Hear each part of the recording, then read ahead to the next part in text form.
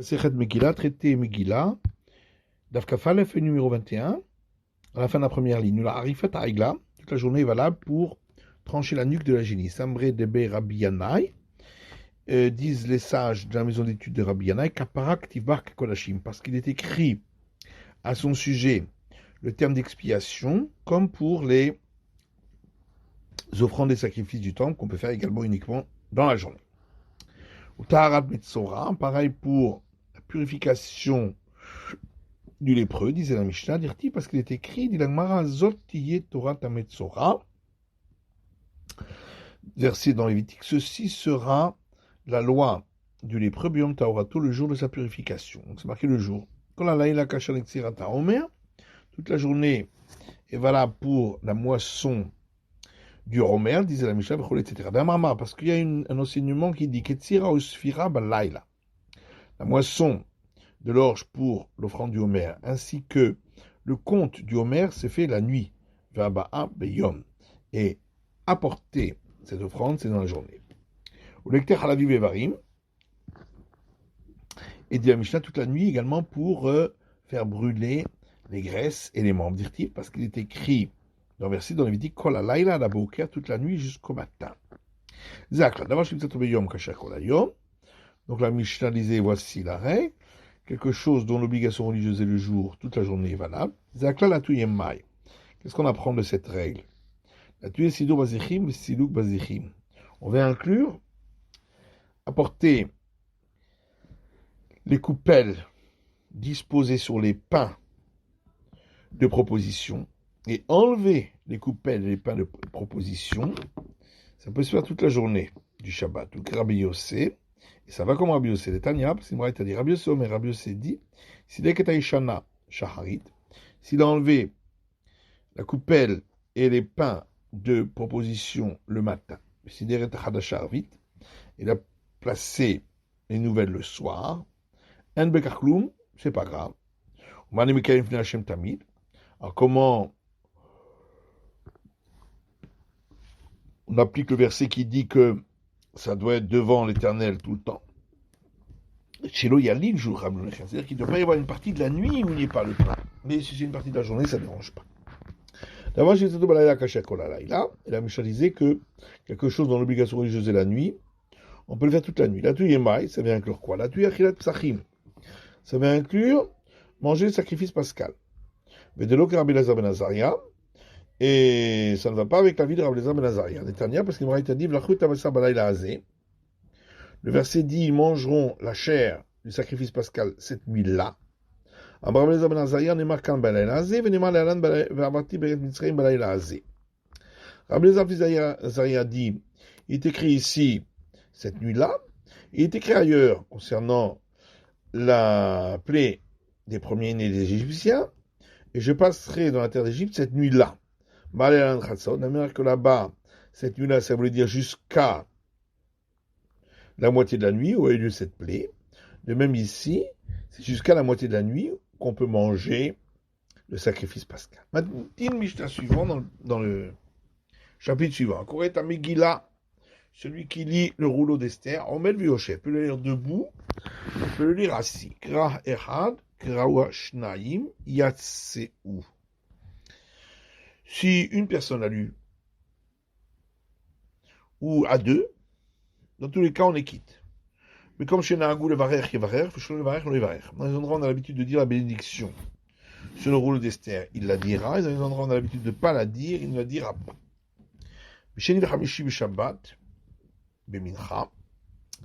Le lundi et jeudi, ainsi que le Shabbat après-midi, Korin Shlosha.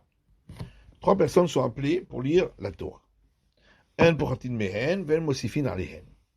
On n'a pas le droit d'en appeler moins, ni d'en appeler plus. Ven Maftirin Menavi, ni de terminer par la lecture, une lecture dans les prophètes. Celui qui commence la lecture et celui qui termine la lecture, les deux disent une bénédiction. Le premier, la première bénédiction, et le dernier, la dernière bénédiction, après la lecture. On est au Méni, et aux demi-fêtes, Korin Arba'a. On appelle 4 personnes pour lire à la Torah. Ven pochatin mehen, ven mosifim alehem. On ne peut pas en appeler moins, on ne peut pas en appeler plus. Ven maftirim ben avi, et on ne peut pas dire un passage des prophètes à la fin. Celui qui commence la lecture et celui qui termine la lecture, les deux disent une bénédiction, celle d'avant pour celui qui commence et celle d'après pour celui qui termine. Zéaklal, voici la règle. Kol sheyesh bo moussaf, venu yom tov, toujours où il y a un sacrifice supplémentaire, mais ce n'est pas un jour de fête. Korin Arba'a, on appelle 4 personnes pour lire. Yom Tov, quand c'est un jour de fête, Hamisha, 5. Yom Kippourim, Shisha. Jour de Kippour, 6. Shabbat, Shiva. Jour de Shabbat, 7. En Pochatin Mehen. On ne doit pas appeler moins. Aval Mosifim Alem. On a le droit d'en rajouter plus. Parce que ce n'est pas des jours de travail. On va faire une Benavi. Et également, ces jours-là, on termine, après la lecture de la Torah, par une lecture dans les prophètes. Apoter Avachotem, celui qui commence la lecture la Torah et celui qui la termine, la Torah, le premier dit la bénédiction avant la lecture et le dernier dit celle d'après.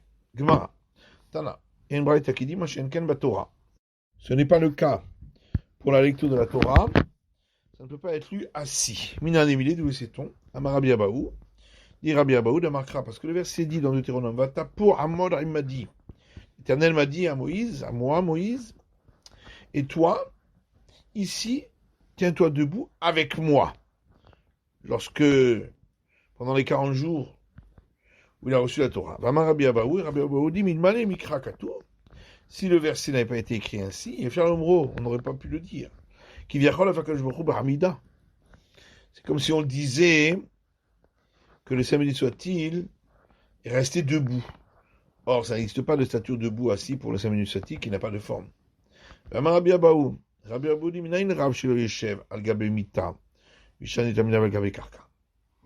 nous sait-on que le maître n'a pas le droit de s'asseoir sur un divan et enseigner à son élève assis sur le sol. Parce que l'Éternel a dit à Moïse, et toi, ici, tu te tiens debout avec moi, qui serai aussi debout. Tanou Ramanan, ça j'ai enseigné Mimot, Moshe va Rabban Gamliel, depuis les temps de Moïse jusqu'à Rabban Gamliel, Lo Hayou le Medin Torah et la Meroumad. On étudiait la Torah que debout. Chez Maître Rabban Gamliel, à partir du moment où Rabban Gamliel est décédé, Yirat Choli Olam. Est tombée la faiblesse, la maladie dans le monde. Hayou le Medin Torah Miyushav. Alors ils ont étudié la Torah assis. C'est ce qui est marqué dans le Mishnah. Chez Maître Rabban Gamliel, depuis que Rabban Gamliel est décédé, tel que votre Torah. L'honneur de la Torah a disparu. Ketouv Echad Omer, il y a un verset qui dit, dans Deutéronome, Moïse a dit, Vaïché Bahar, je me suis assis à la montagne. Ketouv Echad Omer, il y a un autre verset qui dit, Vanochi Amad Tibahar. Toujours dans Deutéronome, et Moïse a dit, et moi je me suis tenu debout sur la montagne. Amarav Omed Velomed, Yoshev Eshone. Alors Rav répond, il n'y a pas de contradiction.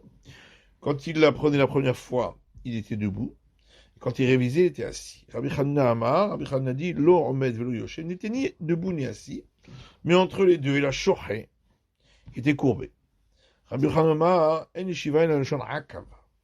Rabbi Chanina dit, quand c'est écrit ici le terme d'assis, ici ça veut dire rester au même endroit. Chez Neymar, comme il est dit, Téchez-vous, Bekadesh Rabim. Vous êtes resté au même endroit à Kadesh de nombreux jours. Et on emploie le même terme. Rava Marakot Meromad de Kachot Miushav. Rava lui dit, les lois faciles, il les apprenait debout, et celles qui étaient difficiles, assis. On a vu dans le Mishnah que pour le rouleau d'Esther, si on l'a lu seul ou à deux, on est quitte. Tana, il y a une braïta qui dit, c'est pas le cas pour la Torah, qui doit être lu seul. Tanou Rabbanan, nos sages ont enseigné. La Torah, Echad Koré, Echad Letargem. Pour la lecture de la Torah, un lit et un traduit. Echad Koré ou Shteim Targim. Mais pas que un lise et deux traduisent en araméen, parce qu'on n'entend pas bien quand deux disent la même chose. Mais pour les prophètes, c'est moins important parce qu'il n'y a pas de règle de devoir religieux. Donc, un peut lire et deux traduire en araméen. Mais pas deux qui lisent et deux qui traduisent en araméen. Pour les psaumes de gloire du Hallel et la lecture du rouleau d'Esther, même s'ils sont 10 à lire et 10 à traduire en araméen, c'est valable. Maïtama, pourquoi? Puisque c'est un texte qui est aimé de tous, il y avait Datayu Shamae. Ils y prêtent attention et ils écoutent bien, même quand il y a plusieurs qui lisent. Mais comme je suis on a vu dans le Mishnah que dans les endroits où on a l'habitude de dire la bénédiction, on la dira. On parle ici après la lecture, mais avant la lecture, mitzvah levarer. C'est une obligation religieuse de dire la bénédiction. Damar Avuda Mar Shmuel, car Avuda de Shmuel, kol la mitzvot kulan, pour toutes les obligations religieuses, mais varer halen envers l'ansiyatan.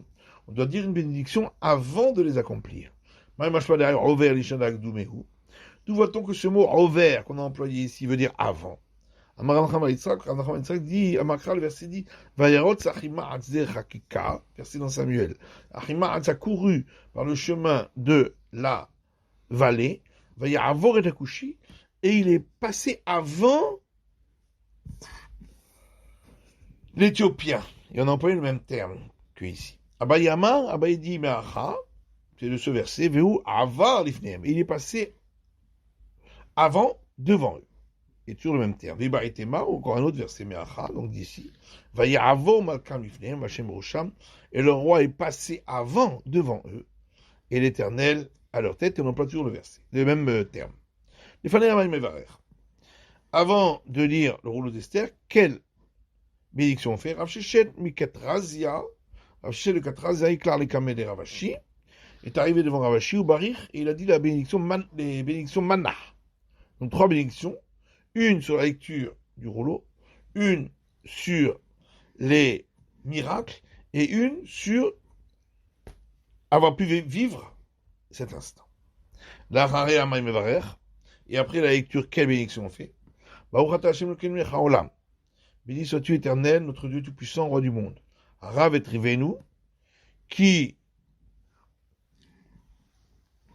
fait notre combat, va dan et dinenu, et notre justice, va nokemet nigmatenu, et notre vengeance, va nifra lanu tsarenu, qui punit nos ennemis,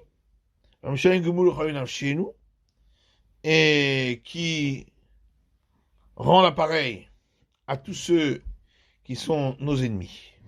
Baruch Hashem, béni sois-tu éternel, Nifra l'Israël, qui punit pour Israël, Mikol Tsarem, de tous leurs ennemis. Rava Amar, Rava dit, Hakel Amoshia, le Dieu puissant qui sauve. Amar Rapapa, et Rapapa dit, car c'est pourquoi, comme il y a 2 avis, Nimrinu et Tavayou, on dira les 2. Baruch Hashem, béni sois-tu éternel, Nifra l'Israël, qui punit pour Israël, Mikol Tsarem, de tous leurs ennemis, Hakel Amoshia, le Dieu qui sauve. Bishenim Chamishi Bishabbat, Bimincha, Korin Shlosha. Donc la Mishnah disait, lundi, jeudi, Shabbat après-midi, on appelle 3 personnes pour lire la Torah. Ané Shlosha Keneged Mi, ces 3-là, c'est par rapport à qui? Am Ravasi Keneged Torah Nevim Ktuvim. Ravasi dit, c'est par rapport au Pentateuque, aux prophètes et aux hagiographes. Rava Amar, Rava dit, Keneged Kohanim Levim Israélim. C'est par rapport aux prêtres, aux lévites et aux israélites. Et la Haïd est année Rav Shimi en Pochatima Serab Sukim Betakneset. Alors, ce qu'a enseigné Rav Shimi, qu'on n'a pas le droit de lire moins de 10 versets à la synagogue, à la lecture de la Torah, Vaïdaber Olemin Aminyan, et le verset, il a parlé l'Éternel à Moïse, entre dans le compte. Hané Asara Kenegedmi. Ces 10 versets, c'est par rapport à qui? Rabbi Shabanivi Keneged Asara Batlanin Shebetakneset. Rabbi Shadi, c'est par rapport aux 10 personnes qui ne travaillent pas, qui sont payées pour faire le quorum à la synagogue. Rabbi Yosef Amar Keneged Asarat Dibrot Sheneru le Moshe Sinai. Rabbi Yosef dit c'est par rapport aux 10 paroles qui ont été dites à Moïse au Sinaï. Rabbi Devi Amar Keneged Asara Hillulim Shamar David Besefer Tehilim. C'est par rapport aux 10 glorifications que David a dit dans le dernier psaume du livre des psaumes. Rabbi Yochanan marque lesquels Asara Mahamarot Sheben Nivra Olam. Rabbi Yochanan dit c'est par rapport aux 10 paroles avec lesquelles le monde a été créé. Heininhu, lesquelles sont telles. Vayomer de Bereshit. Chaque fois qu'il est écrit dans la Genèse pour les jours de la création, le terme et il a dit. Allez déjà, vous, la Gemara dit, il n'y en a que 9. Bereshit Ami Mamaru. Le verset au commencement, c'est aussi une parole d'Irtif, comme il est écrit dans les psaumes Bidvar Hashem Shamaim Naasu. Par la parole de l'Éternel, les cieux ont été créés au bureau Arpif Kol Zevaam, et par le souffle de sa bouche, toutes ses armées. Amar Rava, Rishon Shekara Dalet Meshubach. Rava dit, si c'est le premier appelé qui lit 4 versets sur les 10, il est digne d'éloge. Sheni Shekara Dalet Meshubach. Si c'est le second qui lit 4 versets, il est digne d'éloge. Shishi Shekara Dalet Meshubach. Si c'est le troisième qui lit 4 versets, il est également digne d'éloge. Rishon Shekara Dalet Meshubach. Si c'est le premier qui lit les 4 versets, il est digne d'éloge. Itnan, parce que c'est marqué dans une Mishnah. Shalosh Kupot Shalosh Sein, avec 3 boîtes de volume de 3 C1, chez Ben Tormin et Tanishka, avec lesquels on fait les prélèvements des demi-cycles de la grande salle. Et sur ces boîtes étaient écrites les lettres Aleph, Bet et Gimel. Dedar Ezumen Nitrema Rishon, pour savoir laquelle avait été utilisée pour le premier prélèvement, la Krim Ben Rishon, pour utiliser l'argent qui se trouve dans cette boîte en premier pour acheter les sacrifices. Chez Mitzvah Rishon, car c'est une obligation religieuse de commencer toujours par le premier, c'est le plus important. Maintenant, si c'est le deuxième qui a lu les 4 versets, il est également digne de louange. De Tania, parce que c'est marqué dans une braïta. C'est écrit dans un verset dans les nombres. El mul penam menora ya'iru. En face de l'avant du candélabre, ils illumineront. De là, on apprend qu'on doit diriger les mèches des lampes du candélabre vers celui qui est tourné vers l'ouest, c'est-à-dire celui du milieu.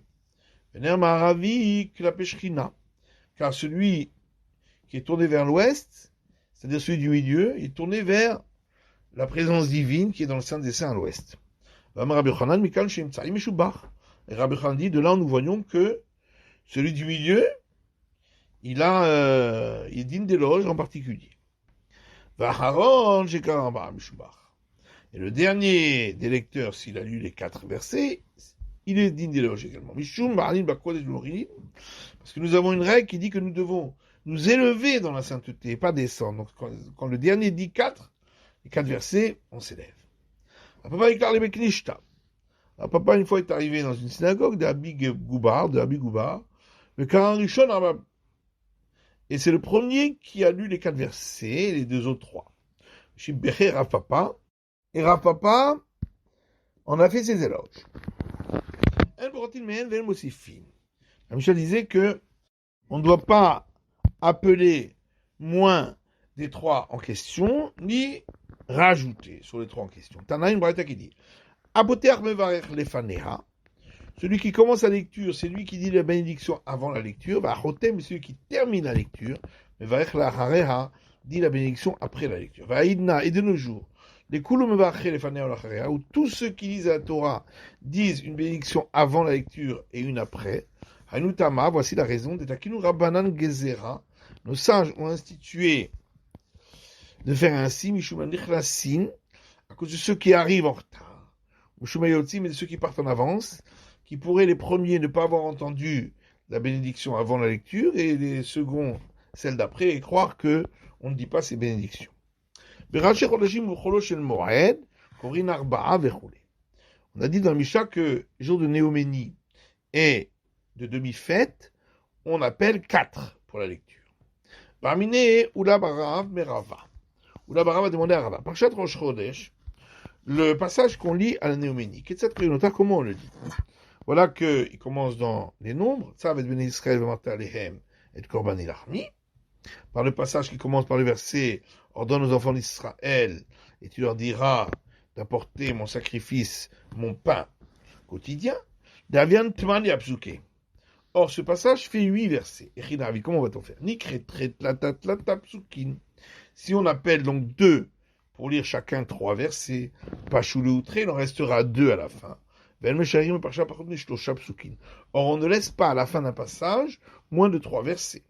Nikar Ba'arba, si les 2 appelés vont lire chacun 4 versets, Pashulu Shivra, il restera 7 versets à lire par la suite, ou bien Shabbat, à Vientré, c'est-à-dire dans le passage suivant du jour du Shabbat, il y a 2 versets, mais celui suivant de la Néoménie, à Vien Hamisha, il y a 5 versets, ce qui fait 7. Et comment on va dire?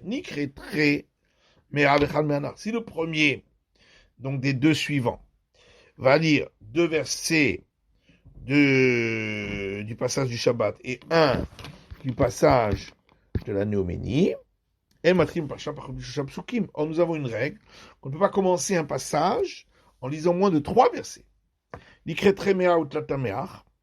S'il va lire 2 du passage du Shabbat et 3 du passage de la Néoménie, il ne restera plus que 2 versets à lire dans le passage de la Néoménie.